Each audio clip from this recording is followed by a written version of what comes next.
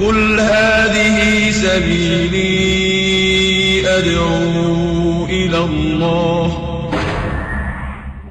بسم الله الرحمن الرحيم. محمد رسول الله مع الحبيب محمد. لم تهدأ الحرب قط، وأنا أقول بملء فمي محمد. لن تتوقف الحرب على النبي صلى الله عليه وسلم، ولا على القرآن، ولا على دين الإسلام، بل ولا على رب العزة جل جلاله. فالإساءة للبشير النذير صلى الله عليه وسلم تاريخ طويل، تاريخ مظلم، تاريخ أسود. كالنور في جنح الظلام جاء الحبيب إلى الأنام.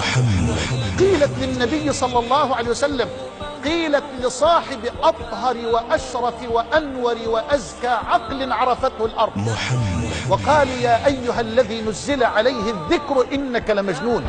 بل واتهموه بالسحر، واتهموه بالكذب، اتهموه في عرض، في شرف، وهو الطاهر الذي فاضت طهارته على العالمين.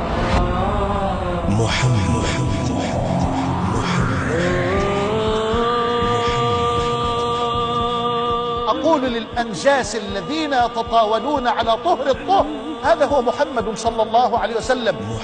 رؤية الدم تثير الدم، دماء النبي تنزف، ومع ذلك لم تثيره هذه الدماء، بل كان غاية في الرحمة، بل كان غاية في الأدب، بل كان غاية في الخلق، بل كان غاية في التواضع. أنت الحبيب المصطفى، أنت الأمين. لم تنتهي الحرب على النبي صلى الله عليه وسلم حتى بعد موته. فكروا في سرقة جثمان النبي صلى الله عليه وآله وسلم. مش ممكن أبدا يسرق الجثمان الطاهر من القبر الشريف، من المسجد النبوي. فكر هؤلاء الخبثاء في هذا. أيها العالم، هل وطئت رقبتك؟ هل وضعت النجاسة على ظهرك؟ هل وضع التراب على رأسك؟ هل اتهمت بأنك ساحر؟ هل اتهمت بأنك كذاب؟ هل اتهمت في عقلك بأنك مجنون؟ بل ما تحركت في مكان إلا وكادت الأمة أن تحملك على الأعناق. مع الحبيب.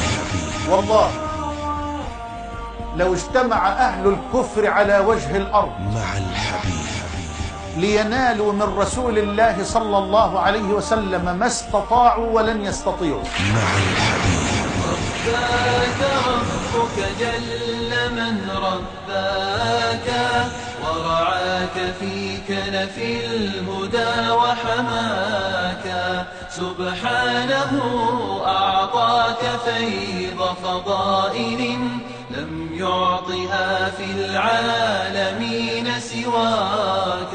سبحانه أعطاك فيض فضائل لم يعطها في العالمين